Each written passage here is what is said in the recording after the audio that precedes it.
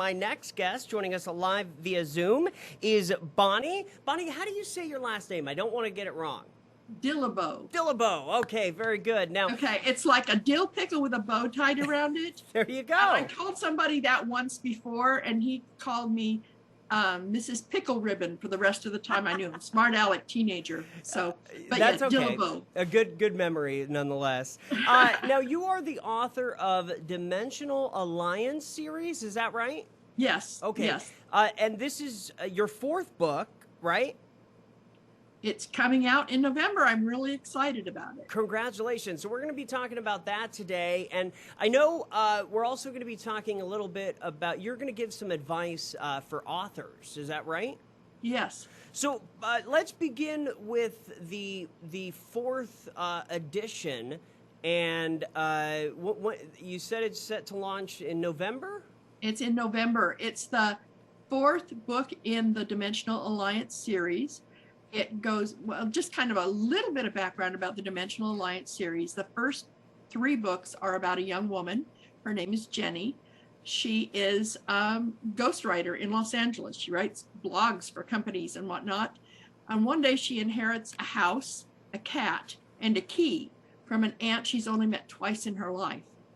And it turns out that none of these are what they seem to be. The house has a room in it that couldn't possibly be there. The cat is not a cat, and the key doesn't fit any of the doors in her house, but leads her to adventures beyond her imagination and teaches her things about herself she never thought were possible.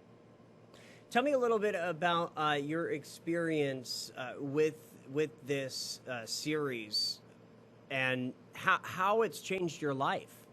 Well, it is. I've wanted to write a book since I was 16 years old. Okay, but I joined the military. I met my husband. We had children. I have grandchildren. I was involved in all kinds of really weird, interesting, and crazy things over time, and life sort of just happened. And then all of a sudden, I'm in a situation where life wasn't happening as much. There's stuff going on, but not anything to totally focus on. And I was kind of a little sad about that because there were a lot of things I couldn't do anymore due to physical issues. And one day the thought came to me, you need to focus on what you can do instead of what you can't do, which something, there's things that but you don't really think about.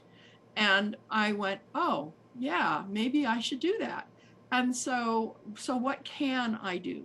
And I got to thinking about it. And in the meantime, I was involved with someone that I was helping doing video editing for some interviews that he was doing with authors. And as I listened to these people talking about their books, I started thinking, I could write a book. Maybe I should write a book.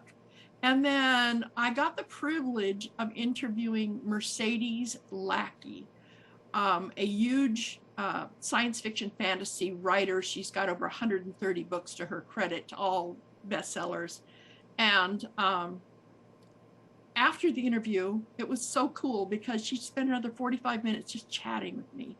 And I very timidly said to her, I've been thinking about writing a book. And she leaned into the camera like this. And she said, so put your butt in the chair and write. And I was like, okay. So I did. And through a chain of events, I ended up writing my very first book. And I have to tell you that holding this in my hand for the first time with my name at the bottom,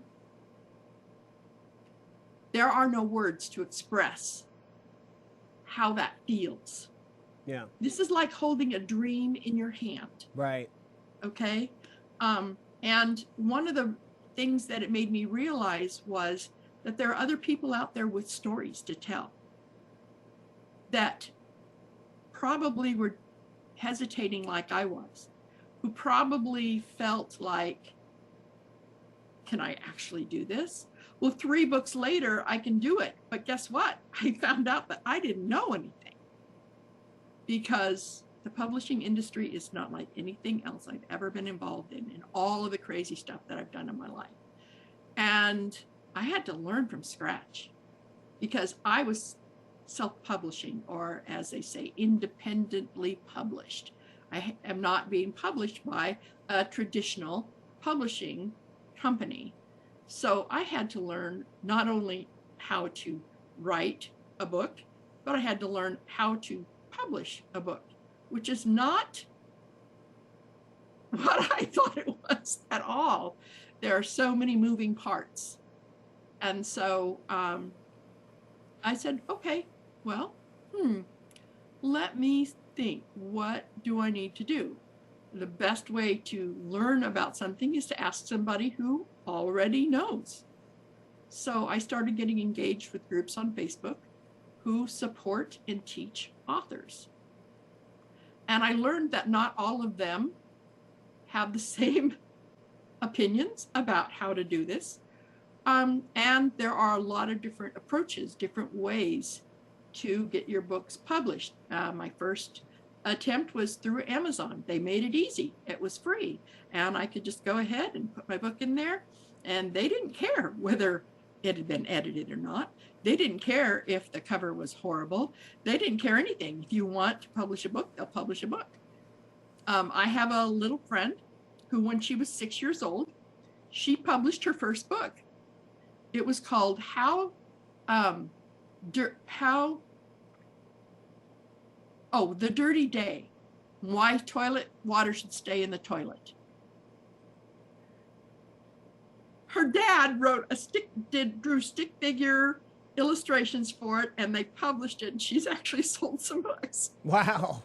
So, not a lot, but, I mean, few. it's not like she's not J.K. Rowling yet. Right. But it was really cool to see that happen. But that's where the issue is, especially for independently published authors, is because there's so much out there and it's so easy to publish just about anything that there's a rep, right?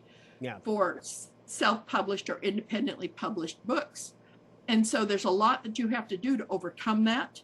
And there's a lot as authors we need to do to change that. And so I'm very much involved in that. I'm part of the Alliance of Independent Authors. Oh, great. A great organization for learning about publishing, learning about the author life and how that works and everything. And so has it changed my life? Yes, in so many ways, one of which is I have become a mentor for a lot of aspiring authors. Just in my spare time. I don't do it professionally. I don't charge people to do that. It's just something I do. And I have become an outspoken proponent of learning the publishing industry and what it's really all about. So people can learn more at, what's the best way? I know you've got a website, right?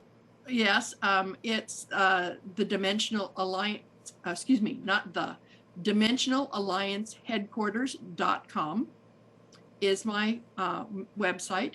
Also, you can find me on Facebook at Bonnie K.T. Dillabough on Facebook, my author page, or just Bonnie Dillabough on Facebook. I love connecting with my fans and people who are interested in writing and all of that. So, well, hey, thank you so much for coming on today. Good advice, and congrats on the fourth book now. Thank you. So, one other thing, just a real quick summary of that list. Sure. You need to have an editor. That's important. People skip over that, and that's one of the reasons why indie authors have such a poor reputation. You need to have a cover artist. I have a great editor, Lynette M. Smith. She's amazing. She's allyoucando.com.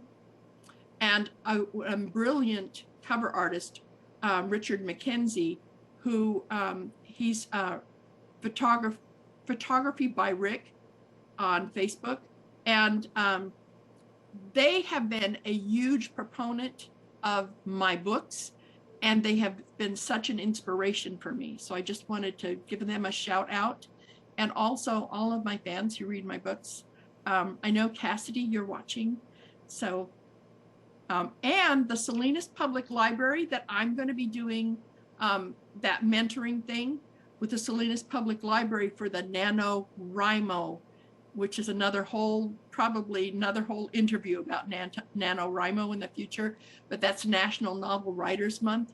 And they support aspiring authors in amazing ways. And they'll be posting that event up there. And then throughout the month of November, I'll be supporting the people who are participating in that program. Okay, great. Bonnie, good to meet you. Thanks for coming on. We'll see you next time. Thank you, Austin. Take care. All right, bye-bye. I'm Austin Bye-bye. Reed. You're watching Central Valley Talk. We'll be right back.